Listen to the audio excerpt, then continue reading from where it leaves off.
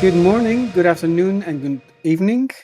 Welcome to Rethink Culture, the podcast that shines the spotlight on leaders of businesses that people love to work for. My name is Andreas Constantino, and I'm your host. And I'm also the founder of Rethink Culture, a company that helps businesses create happier, healthier workplace cultures by auditing their culture. Today, I have the pleasure of welcoming Gina Schaefer, who has bought or built 15 hardware stores with 300 teammates. She is a passionate advocate of building business people love to work for. She's going to tell us more about how she does that and the community projects she works for and with. And she also loves to travel. She tells me she recently went to a long trip in South America, several countries, and she also loves to create her personal greeting cards. And with that, welcome to the Rethink Culture podcast, Gina. Hi, thank you for having me. So I'll pick an odd topic to start with. I'm really curious about your personal greeting cards. I love it. Um, you and I grew up in an era before email when you couldn't just thank people very quickly. And so I developed a love of writing homemade thank you cards when I was a kid. And as I grew up, that morphed into a relaxation opportunity for me because I could create things with my hands and I could put together cards. And believe me, they were not attractive in the beginning, so that I could send thank you notes to people throughout the week. And it's morphed into something that's bigger and more professional, I guess, for me. What was a proud moment Oh, with one of those greeting cards? yeah. So I have a good one. About 15 years ago, I made a card and I sent it to a man that owned a hardware store that I really wanted to buy. But I didn't tell him that. I said, when I grow up, I want to be you. Congratulations on your anniversary. I think it was the business's 35th anniversary or something. And I sent him that card. And 12 years later, he called me and he said, and I never met the man. He said, I've never gotten rid of that card. Do you want to buy my business? Wow. Yeah. And it was magic, that moment. And so, I mean, if that doesn't tell you the power of handwriting something, I don't know what does. Yes, you can touch people's lives in a very, very unique way. Yes. So, Ace Hardware, what is it? And how did you start on that path? So Ace Hardware is a purchasing cooperative in the United States. We don't have any hardware franchises. So you join the cooperative, you buy a share. And so I'm an owner of the cooperative or the corporation itself. And I started my first location from scratch in 2003. And what prompted you? Like, what was the journey to start that co-op or the first store? So I lived in a neighborhood. I'd moved to a neighborhood in Washington, D.C. called Logan Circle. Logan Circle had been destroyed by the riots. When Martin Luther King was assassinated in the 60s, there were several cities in the United States that had some pretty significant riots. And my neighborhood, I didn't live here at the time, was one of those neighborhoods. And so the business owners left, the community members left, and the neighborhood just really sat dormant for decades. The windows were boarded up. There were very few businesses. And at some point, like the late 80s, early 90s, people started moving back to this neighborhood because it was cheap. We could buy houses here. Everything needed to be renovated. There was lots of opportunity to buy places to live. And I was very young. I didn't have a lot of money. I was working in the tech industry and was sort of low woman on the totem pole. And I moved to this neighborhood because I could afford to buy something here.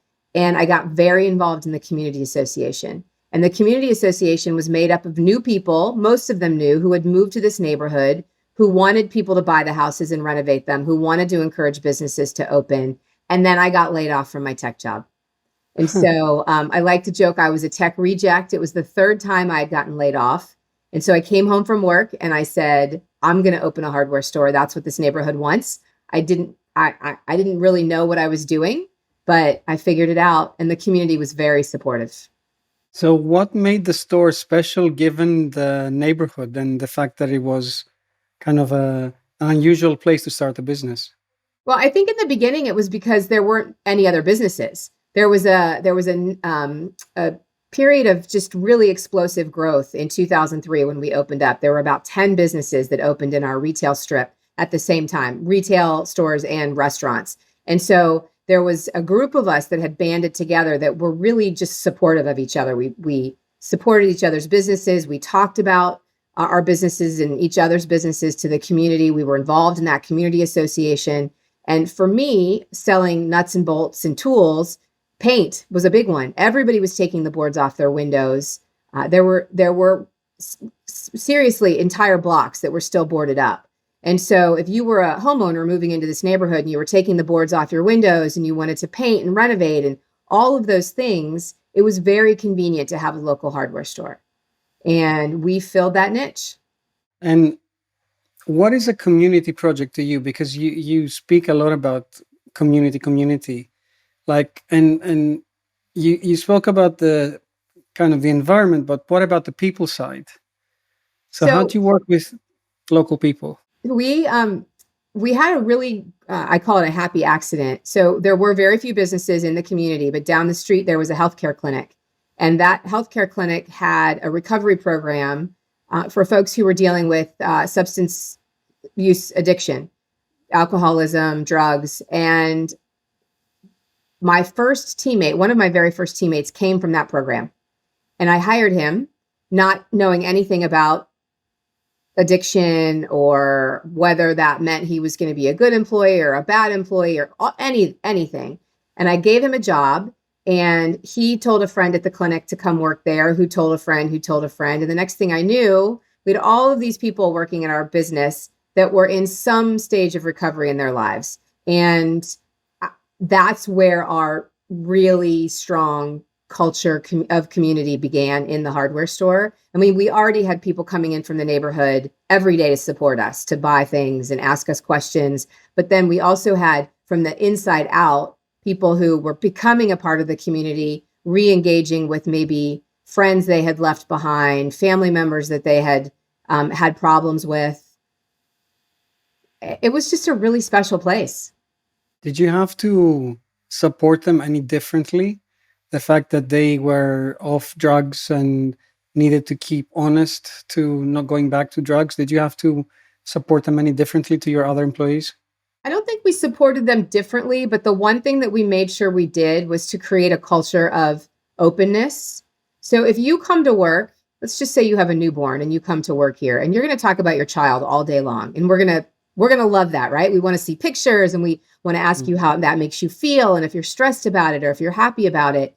Why wouldn't we do the same for somebody who is dealing with some kind of addiction? Right. Or my actual very first teammate had been in prison for 17 years. So I wanted everybody to come to work and feel comfortable talking about their past if they wanted to. I mean, I didn't think it was any of my business, but if I was going to ask you about your child and how that made you feel, I wanted to ask the person working next to you, who may have come from the recovery clinic, how that made them feel and how they were feeling today. And just being able to be open about those conversations leveled the playing field across the landscape of our team. I was super emotional about being a new business owner. I might come to work stressed, or I might come to work super happy. And I wanted them to care about that too. And so we created that environment where everybody could just talk about where they were, regardless of whether or not it was someplace most people would feel comfortable talking. So what I'm hearing is, whereas today or post-COVID, a lot of businesses are thinking about mental health because, a lot of us went through mental health issues in the last few years. Yeah. You started much earlier with people who came off, let's say, a tragic past or a childhood trauma or some addiction of sorts, or some imprisonment. And because they went through this very vulnerable and difficult phase in their lives, you gave them the space to be themselves. Yeah. And that created your culture. Well, the opposite of addiction is connection. You'll read that in a lot of places. And I think the connection that we made among the team in the hardware store helped create the culture where everybody could be connected, and that we nurtured that connection through openness, through trust, through common core values that we created as a team. I didn't just say, hey, these are the values that we're going to live up to. We actually sat down as a team when we were young and said, these are the values that we want to hold dear to us and talk about and celebrate and use throughout the company. That was particularly important when we decided we were going to grow. So we had opened the first location in 2003. And then exactly 2 years later, we opened a second location. And then we opened one a year for 10 years, which is a really fast trajectory for a small business like ours. I mean, if we were a big box with billions of dollars to spend, it wouldn't have been as difficult. But it was a big deal for us to grow that quickly. So we had to make sure that everybody was aligned with the same kind of core values, because I wasn't going to be at the store all the time. My husband joined me after I opened that first location. So the we originally was the team, and then my husband and I as the owners. We weren't going to be everywhere all at once. That's not how we wanted to lead. And so we had to make sure that the leaders that we were putting in place were aligned with the values so that we could then create that rapid growth, which allowed us to hire more people and meet more community members and do all of the really amazing things that a small business can do on a main street in the community where it is. And then in 2007, we opened up in a city 30 miles away. And that was a big leap for us, because that wasn't just, I'm going to jump in my car or take a cab and pop over if there's something that's going on 30 miles away. So the manager who moved to Baltimore to manage that store really had to be aligned and understand what we were about and how he was going to play into that and complement that and help grow it in another city 30 miles away. So you mentioned values, and that would be my next question. But before we get there, in the pre-show, we talked about two truths and one lie about you, which is my favorite way of getting the audience to know you a little better. So I think you have these already, do you? The two truths and one lie about yourself, in no particular order, of course. Okay, no particular order. I speak Portuguese. I hired a drug dealer to manage one of my stores, and I inherited my business from my father. Okay, so I think 3 is the most believable, and 2 is the most outrageous. Yes, probably. So tell us more. So I did not inherit the business from my father. I kind of gave that away when I said I opened in Logan Circle. Hardware is a very generational business, though. Lots of my friends are now taking over from their parents who started the store or their grandparents who started the store. I hired a guy who was on house arrest for selling drugs. And I hired him when no one else would, because he was on house arrest, which meant he had a bracelet on his ankle and he had certain times where he was allowed to leave his house. And I gave him a job because when he came in to meet me, he said, my landlord still wants to get paid, of course. The phone company keeps sending a phone bill, of course, but no one will hire me. And I thought, how as a society are we expecting somebody like him to ever change his life if it takes a year to get a court date because the courts are so backed up and he still has to pay his bills? And so I gave him a job, and he worked with us for 11 years, and he was fantastic. So I have been called all sorts of crazy names for giving him a job, but it worked out to my benefit and obviously to his. And so that's my other truth. And I speak Portuguese. And have you seen that person change over the years? Yeah. So it's, life is a journey, and he changed in a lot of ways, both good and bad, and continued on his trajectory. He doesn't work at my company anymore, but he works at another company that I helped start. And yeah, I mean, it's again, going back to that connection, we gave him a place to go so that he could get clean from his own substance use issues and get through his court date and any kind of, legal trouble that he had to get through. And I'd like to think that we made a difference, but he definitely made a difference in my life. He taught me a lot of things. Have you ever looked back at like hires you've made from people with addiction or from troubled backgrounds and thought, am I making the right decision? Have you ever doubted yourself? Nope. I'm not even going to pretend. I've not. And I'll tell you why. The very first person who stole from us, there's shoplifters in retail stores all the time. And so let's put that aside. But the very first employee that stole from us was a college educated, very articulate young man from the Midwest. He was 23, whose parents owned a business. And if you looked at him on paper, he was perfect. Nobody said, Gina, you're an idiot for hiring him. But if I would tell somebody about the gentleman that I just told you about, they would say, oh my gosh, you're an idiot. Why would you give him a job? But the kid from the Midwest who went to college was the one who stole $3,000 from me. And so, I think that the moral of that story is everyone can do something wrong. Everyone can be a bad person at some point in their life or do something they regret at some point in their life. And we have to, particularly as business owners, as people who are hiring people, have to keep that into perspective when we are hiring, because nobody is perfect and anybody can cause problems. And nobody judged me for hiring that kid, but everybody judged me for not everybody, lots of people judged me for some of the other hires. So I never regretted any of them. I'm hearing we should challenge our assumptions every time we have the opportunity to about who we hire and what we think about people we don't hire. Absolutely. So back to values. I know it's an important topic for you. What are some of the values that you use that make Ace Hardware different? So I think, maybe you've done this in your own business. There have been 3 or 4 times throughout our history where we've hired a business coach, and that person has come in when we've had the need for a level of expertise that as kids in the hardware business, we didn't have or we didn't know where to go. And probably 2006-ish, we brought in a business coach to help us really document and hone down on the core values that we wanted to use the rest of our business life. And so we got the team involved. There were about 7 of us that came together to talk about what we wanted to be when we grow up, essentially.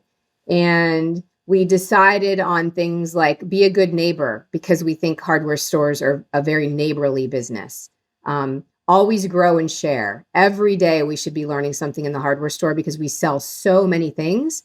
You can come in off the street and not know anything as a teammate and leave and go on to school to become an engineer or an HVAC expert or a plumber, because you get to work a landscaper, because you get to work with all kinds of really great products in the store. So I have a great example for the be a good neighbor value and how we use them. So I think lots of companies create core values and they put them in the newsletter, maybe the handbook, or maybe they put them on their website.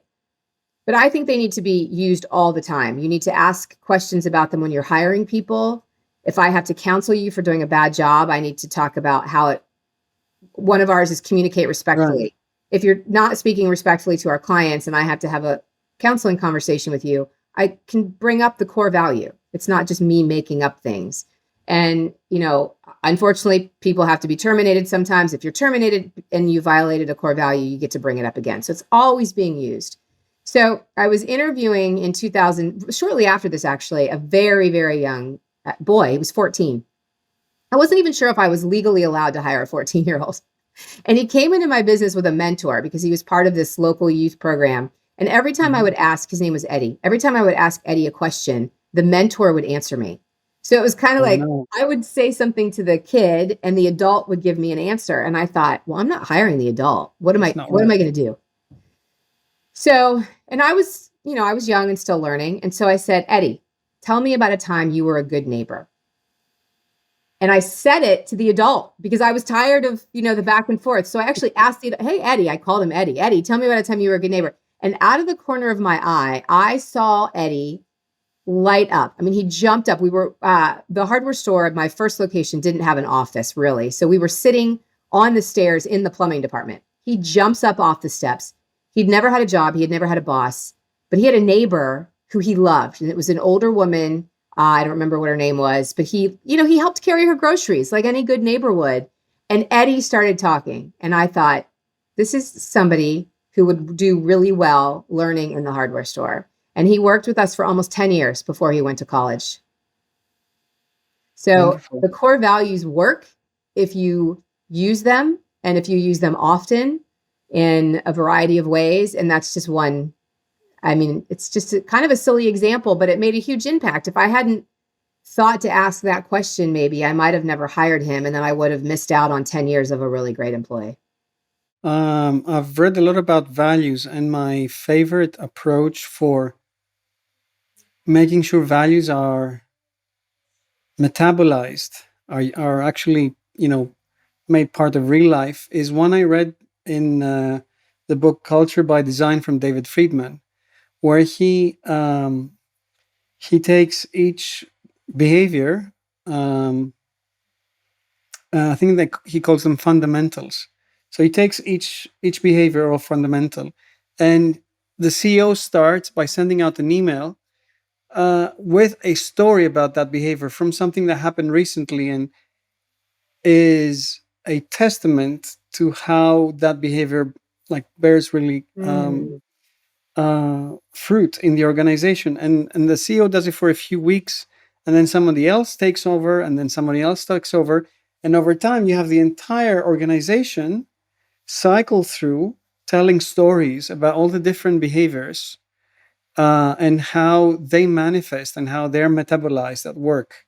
And I nice. find that this is so not just practical, but it humanizes values and drops them down to like, ground level where everyone can touch them and feel them Yes. rather than putting them on the wall and wondering what this like team spirit and Right. camaraderie mean, Right. in practice. Yeah.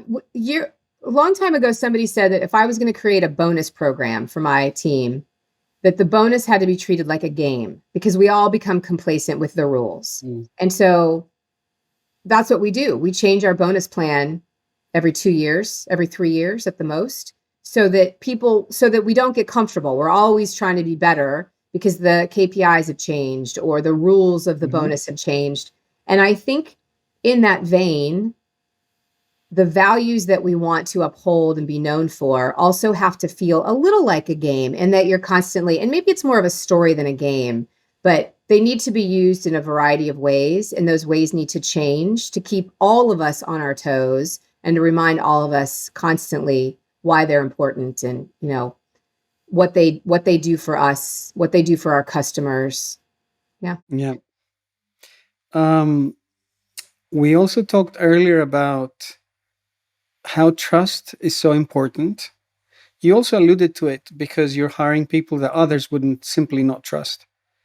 So you talked about openness before and having people be their, authentic selves and supporting each other and so on. But like, what are the ways that trust is brought forward, like made true and real in your I, organization?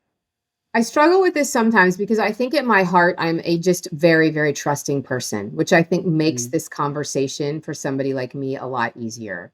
I think if you are inherently not trusting, it's much harder. However, when we opened up 30 miles away, we trusted the manager who we moved there to open that store because he had already lived, breathed, embodied, explained all of our core values in his current location that geographically was very close to us.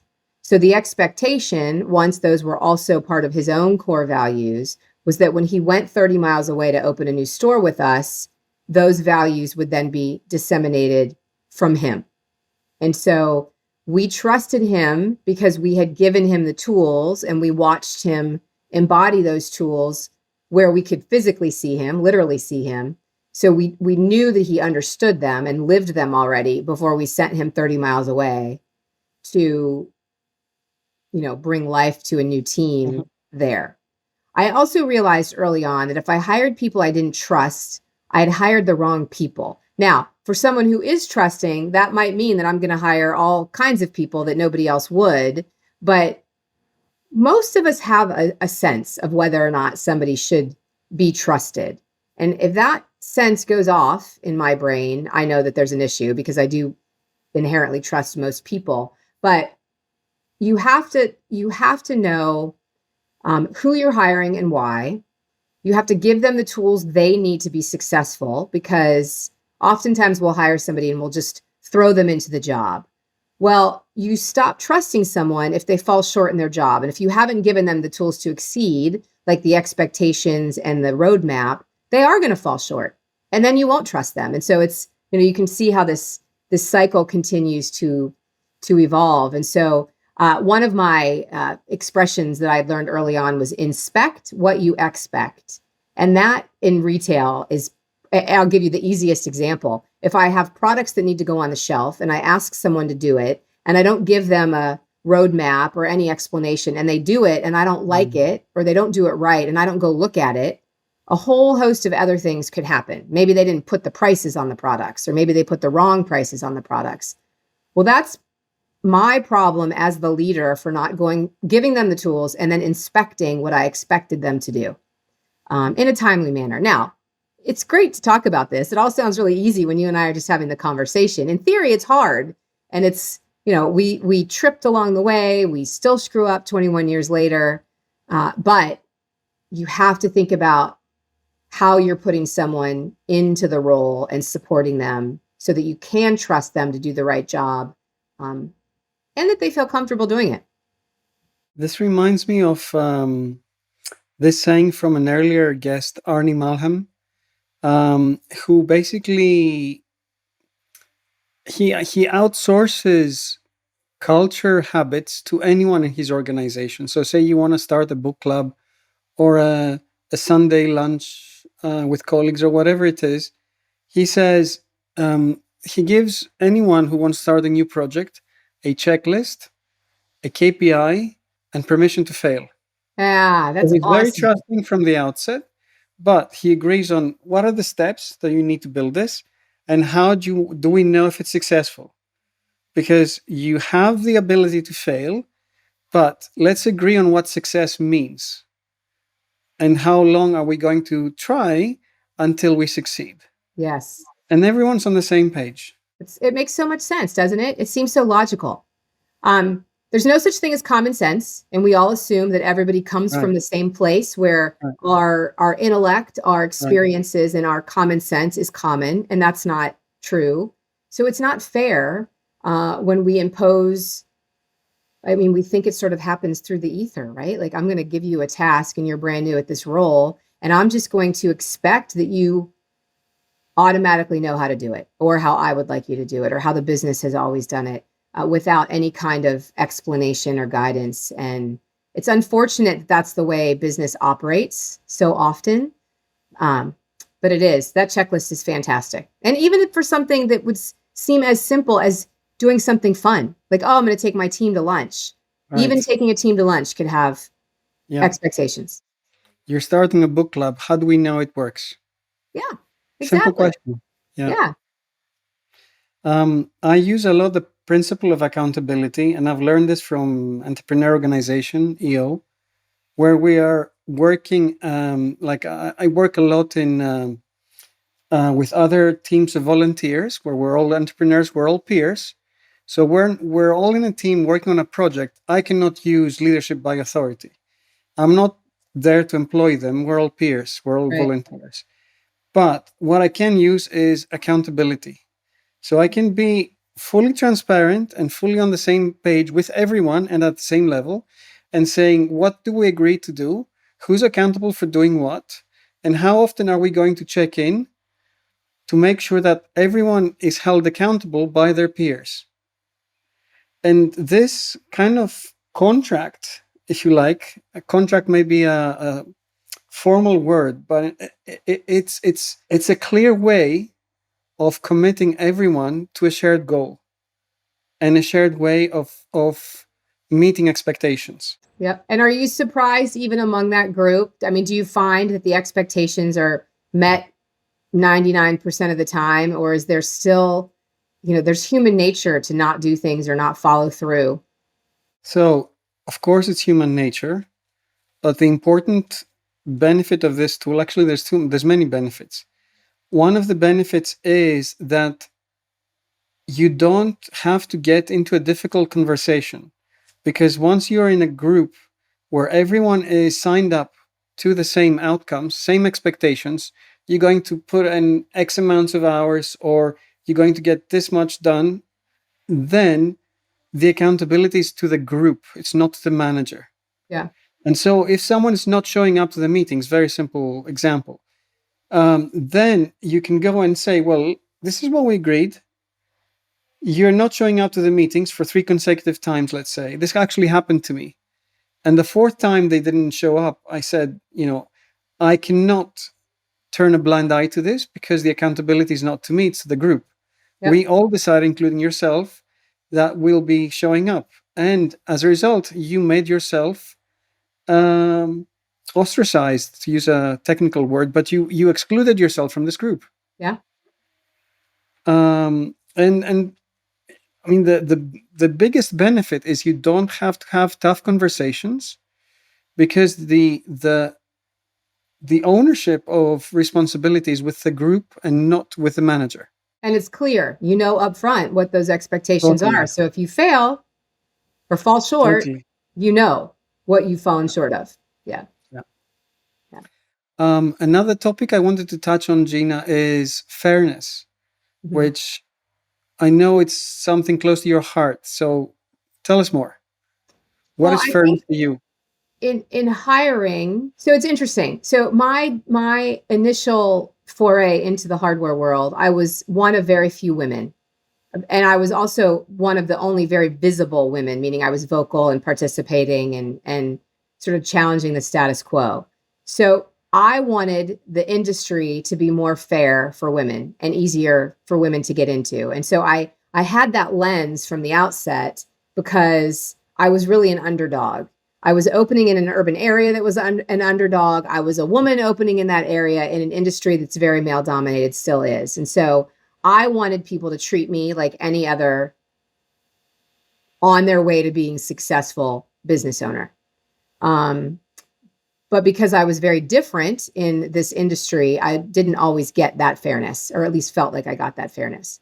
So when I started hiring people, I wanted to do a couple things. Across the diversity spectrum, Washington, D.C. is a very diverse city. And so I wanted my team to reflect the customers that were coming in. And then in order to do that, I wanted to make sure that we were treating everybody, no matter what their background was, where they were from, what language they spoke, what addiction they were overcoming, what jail sentence they had served. I wanted all of those people to have a level playing field. So everyone who started out basically at the same level of expectations, the same rules. And to me, that was fair at its very. You think about, when you're in elementary school and you're on the playground and you're playing kickball, and the teachers, when you're 6, will say everybody gets a chance to kick, or everyone gets a chance to pitch. And the older we get, the farther away we get from that standard of fairness, because somebody's better at kicking, or somebody might not help the team win. Sort of babbling, but we went into it wanting, no matter what someone's background was, to be treated the same way every time they showed up. So how do you differentiate, or do you differentiate between being indifferent to someone's background, ethnicity, race, and so on, versus actually biasing towards people of minority backgrounds? For us, that was easy because we always celebrated it. I'm not sure if I mentioned this in the podcast or in our pre-call, but in a previous tech job, my role was to spoil all of the employees. And that was a pretty diverse population. And so part of that spoiling was celebrating. So if you came from Kenya, for example, and one of my coworkers there did, we had a day to celebrate Kenya. And he was invited to he was given a budget to feed us food from Kenya and, bring us things from Kenya. And so everybody was considered interesting. So we invited everybody to celebrate and talk about what it was that made them different from us, which is where the conversation can start about how people from Kenya are exactly like people from Ohio in so many ways, right? So you celebrate the differences and then you share the commonalities. And that is exactly what we did at the hardware store. If you started working there and you, it came from a different background, spoke a different language, you were gay, not straight, you were from Ohio versus California versus Washington, D.C., all of those gave us something to talk about. I had this grandma when I was growing up who, she always said I was nosy. Every time I would ask a question, she would say, don't be nosy.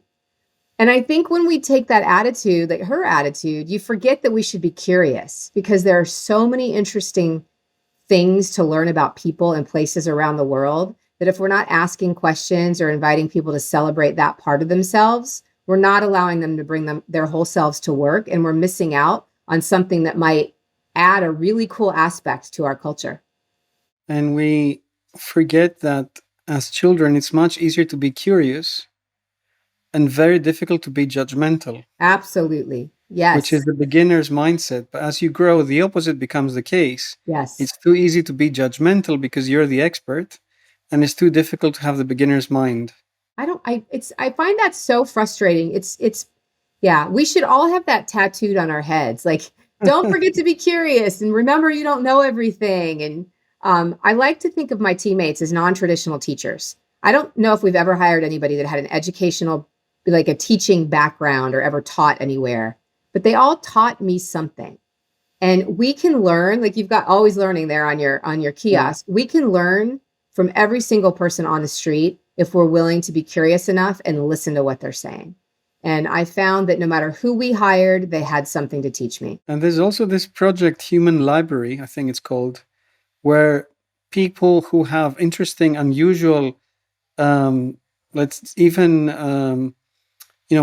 like have served jail time or have been impoverished for a long period in their lives, they are there for you to meet them and read them like books. So they're there to tell you their story.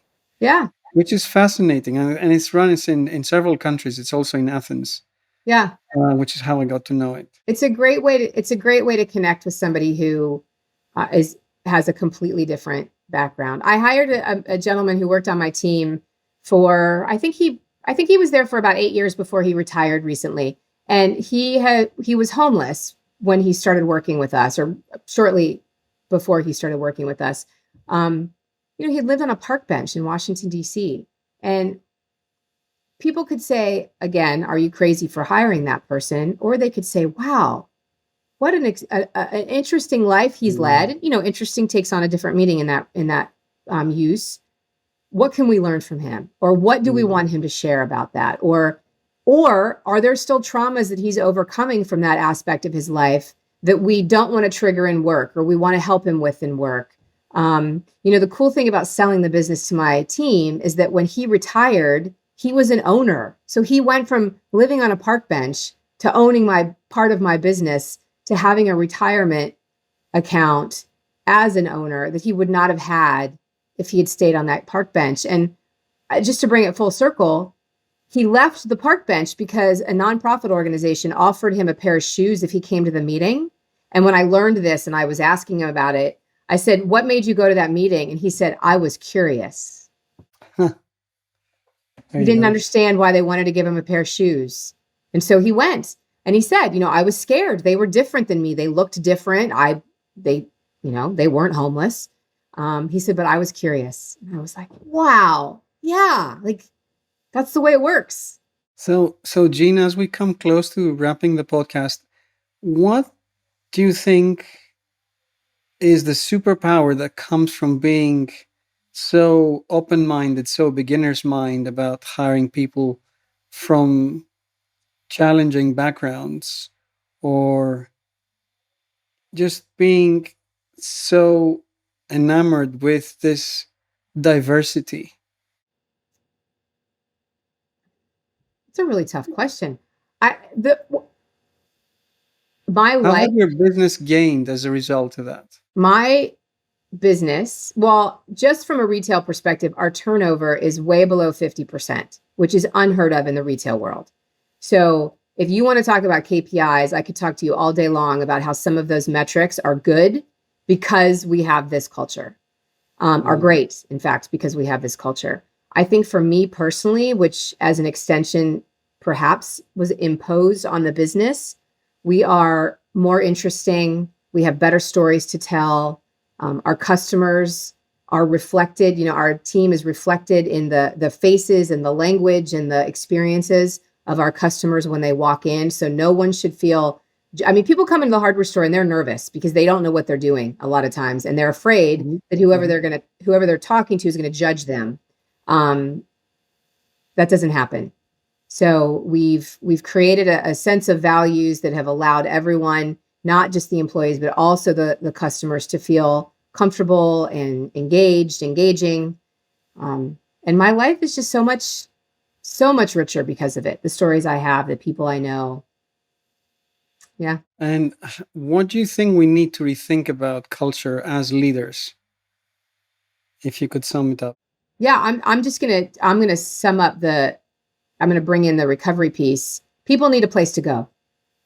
And people need a purpose. And when societies are allowed to ostracize entire groups of people based on something in their past that they may or may not have had control over, we have eliminated an entire group of people from being productive, safe, healthy members of society. And that doesn't serve anybody well. It doesn't serve that person. It doesn't serve my neighborhood. It doesn't serve the main streets, the business environment. And I think business owners have to really rethink who and how they hire, our judgments, our biases, and what as a society we can do, even as a small business like mine, to make it a more vibrant and equitable place. And in a few words, is there something you would like to leave us with? Any thoughts, any book you recently read? Anything we need to be more mindful of? Any takeaways? A You have lot your of what book. I've been reading and talking about has to do with selling your business to your employees. And so I will leave you with this, not that specifically, but as business owners, we have to know how and when and why we're going to sell the business or transition the business. And so a lot of what I've been talking about and researching lately is how do we educate the coming generation on taking over business and the current generation leaving the business? How's that turnover going to look?